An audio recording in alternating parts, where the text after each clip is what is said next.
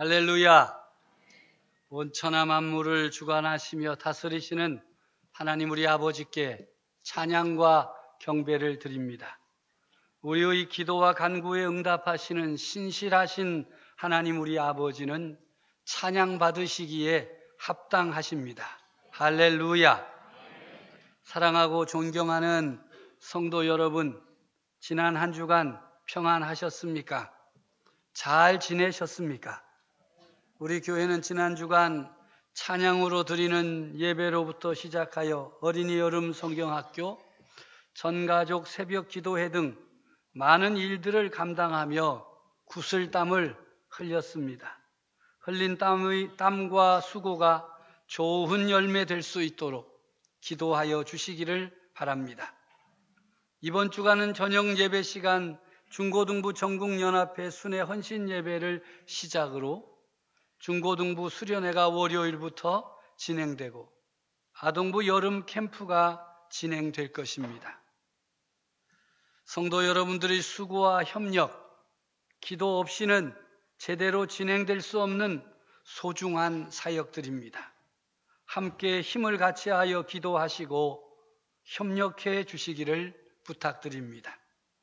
특히 공군사관학교 성무교회에서 기도, 말씀, 고백, 사랑 네 가지를 합쳐서 기말고사라는 주제로 열리는 중고등부 수련회 신청자만 116명에 이른다는 보고에 큰 기대감으로 가슴이 뛰었습니다. 기도와 협력이 필요합니다. 놀라운 역사가 일어나고 변화가 일어날 것을 기대하고 기도합시다. 하나님께서 이 기회를 통해서 은혜 베푸실 때 성도들과 부모들이 함께 힘을 합하면 참으로 귀한 은혜가 가정마다 넘쳐날 줄로 믿습니다.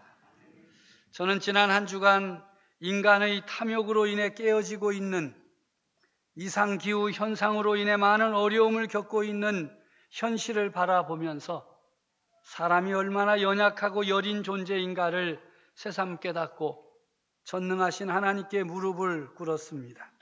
전능하신 하나님, 우리 무리들을 불쌍히 여겨 주옵소서. 긍휼과 자비를 베풀어 주옵소서. 우리에게 맡겨주신 이 나라 대한민국을 붙들어 주옵소서.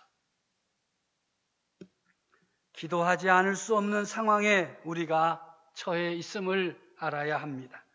우리와 머리를 맞대고 있는 탐욕의 무리들, 대화와 상생보다는 힘의 과시와 위협으로 민족을 파멸의 구렁텅이로 몰아넣고 있는 북한 권력자들로 인해 큰 어려움과 위기감이 온 나라에 가득합니다. 금요일 심야에 기습적으로 발사된 북한의 장거리 미사일로 인해서 전 세계가 들끓고 있습니다. 발사각을 제대로 하면 미국 전체가 사정권 안에 들어가게 되었다고 난리가 났습니다. 핵무기 개발에 미쳐버린 무리들이 장거리 미사일까지 개발하여 계속적으로 발사함으로 인해 도무지 어떻게 할 수 없는 골칫거리가 되고 말았습니다.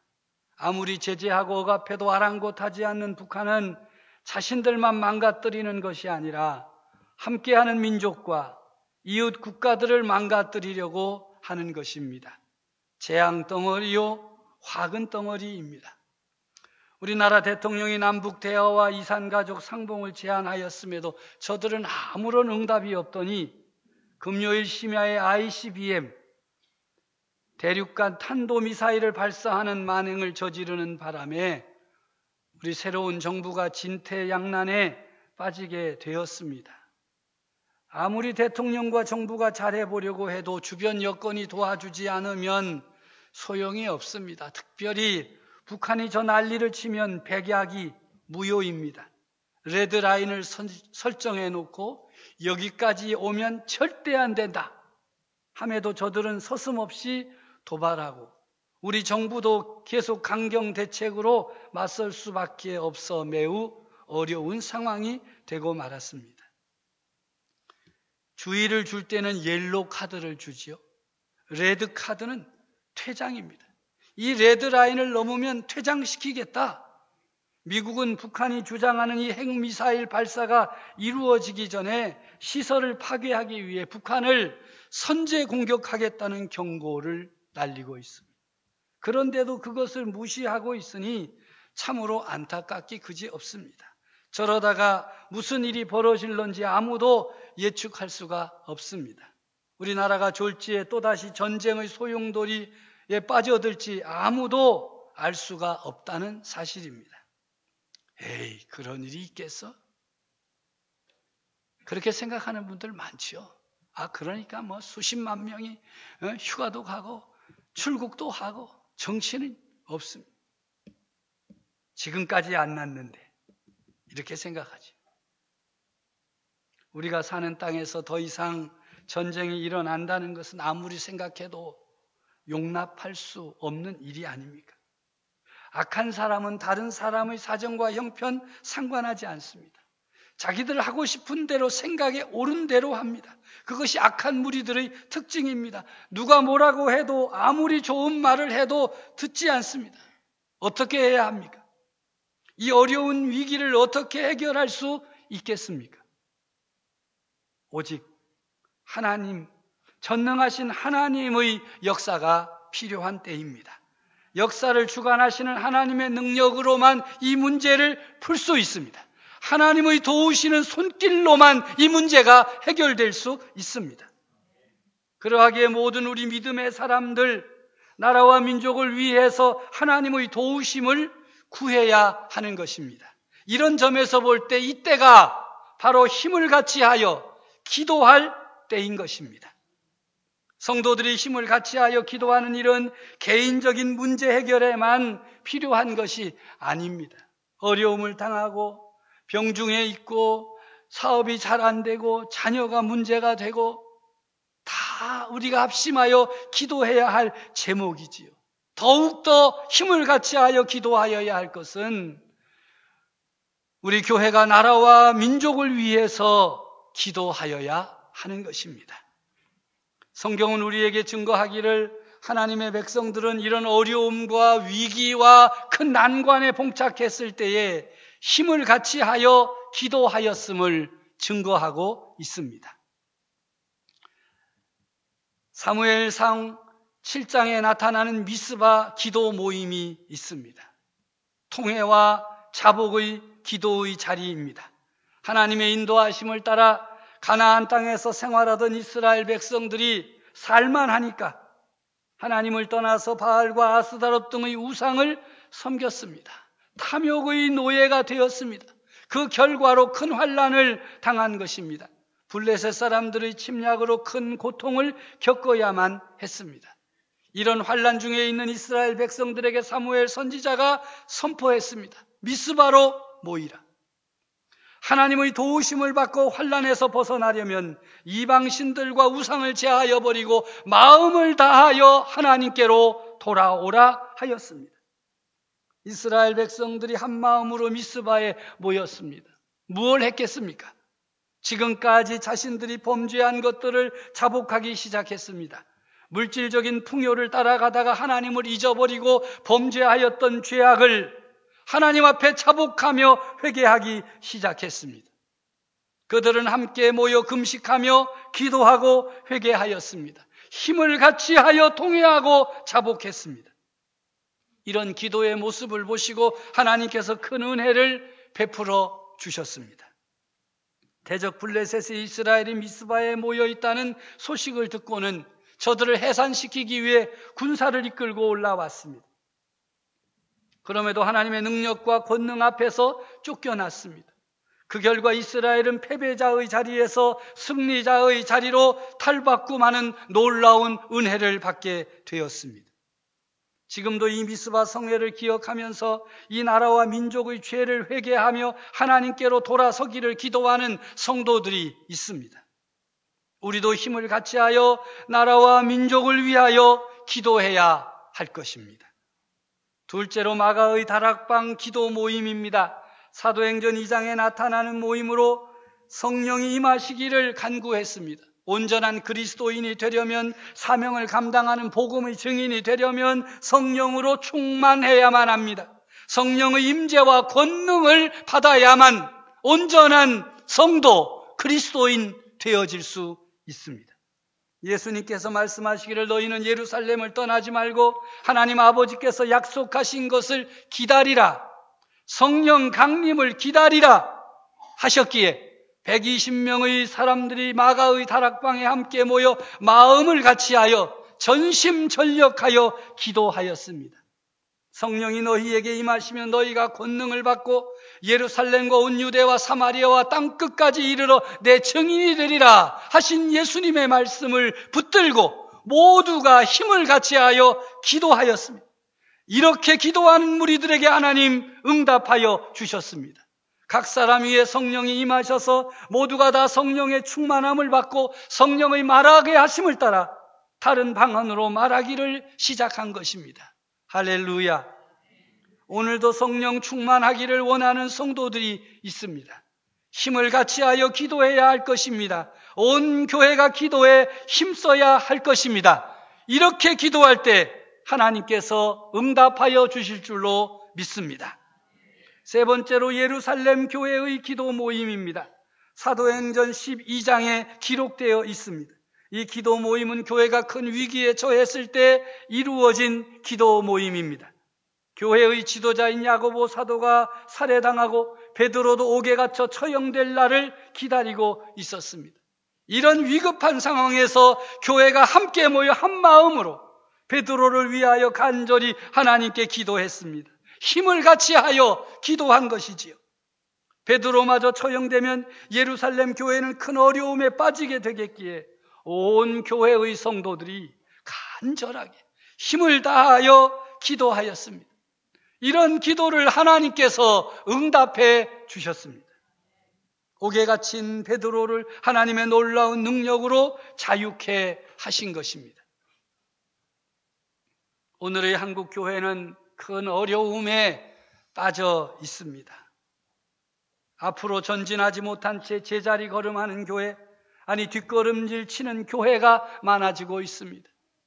교회들마다 교회 학교가 소리 없이 사라져가고 있습니다. 예배의 능력을 잃어버리고 있습니다. 영적 지도자들의 능력이 소멸되고 있습니다. 교회다운 교회가 없어지고 있다고 근심하고 걱정합니다. 온 교회가 힘을 합하여 기도하여야 할 때입니다. 교회들마다 영광스러운 예배가 회복되도록 기도해야 합니다. 영적 지도자들의 능력이 회복되도록 기도해야 합니다. 영적 권위가 교회 가운데 세워지도록 기도해야 합니다. 하나님이 기뻐하시는 교회로 변화되도록 기도해야 할 것입니다. 어려움에 처한 교회들이 승리하는 교회가 되도록 기도해야 할 때가 바로 이때인 것입니다. 우리가 간절히 마음을 같이하고 힘을 같이하여 기도할 때에 하나님 우리 아버지께서 응답하여 주실 줄로 믿습니다. 네 번째로 사도행전 13장에는 안디옥 교회의 기도 모임을 소개하고 있습니다. 이 기도 모임은 특별한 기도입니다.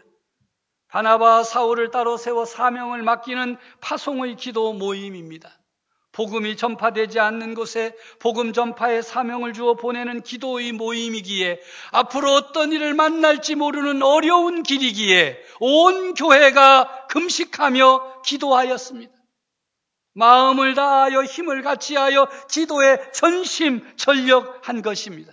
그리고 그 후에 두 사람에게 안수하여 파송하였습니다.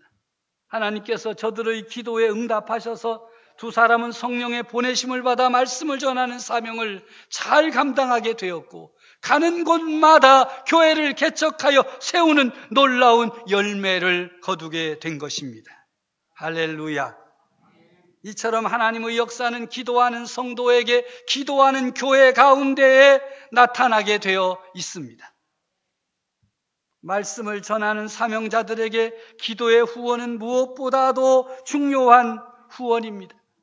가라, 그렇지 않으면 보내라, 그리고 기도하라 하는 구호처럼 가지 못하는 그리스도인들은 보내야 하며 위하여 기도의 힘을 같이 하여야 할 것입니다.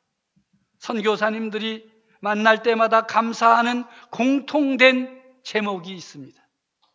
새벽마다 우리들의 이름을 부르며 기도하여 주셔서 참 감사합니다. 새벽마다 우리를 위하여 기도하는 소식을 들을 때마다 힘이 납니다.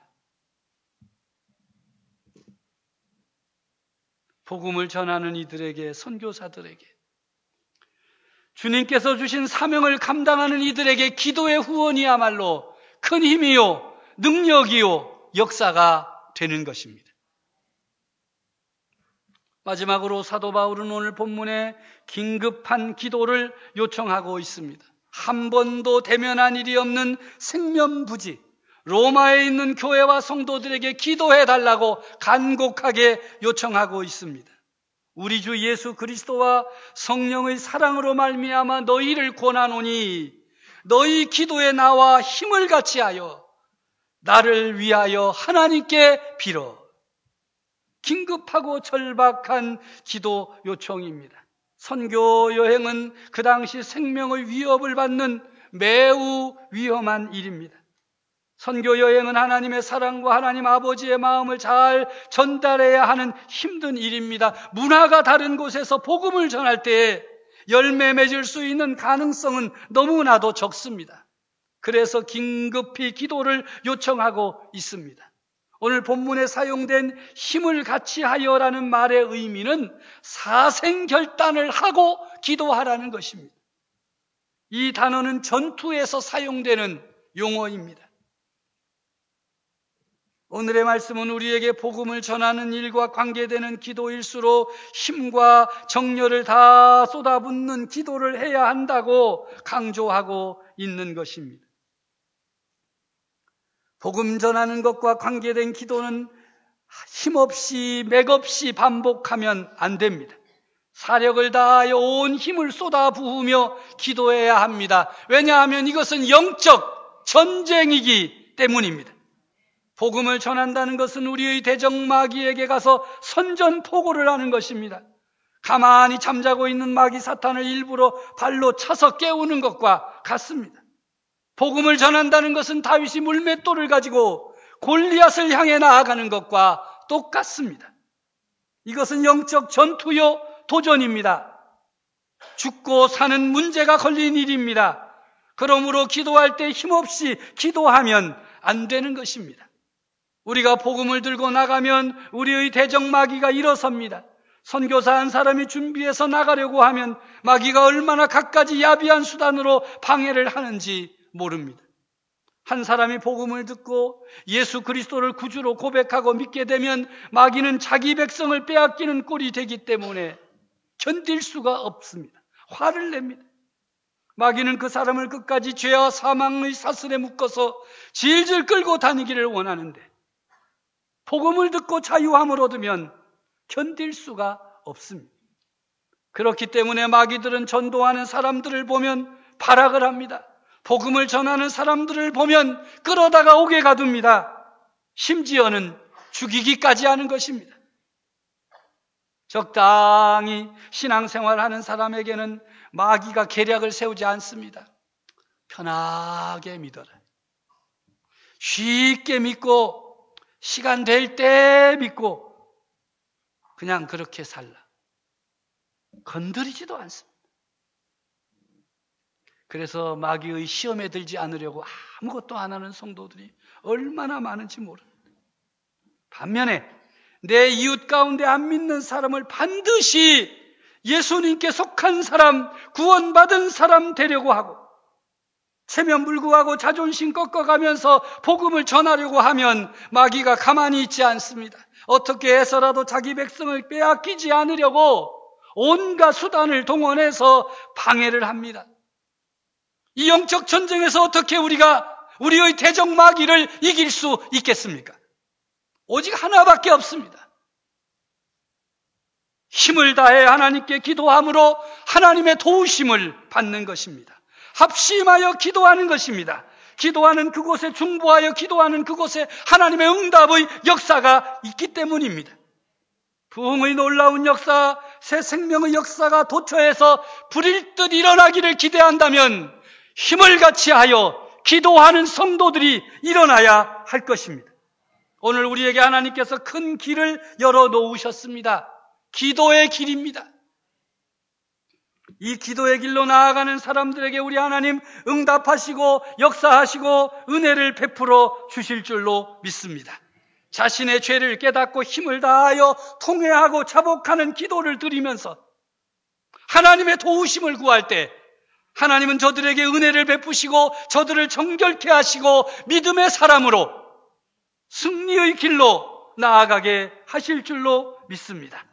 자신의 연약함을 깨닫고 성령의 충만함과 권능을 받기 위해 힘을 다하여 기도하는 성도들에게 우리 하나님께서 응답하여 주십니다.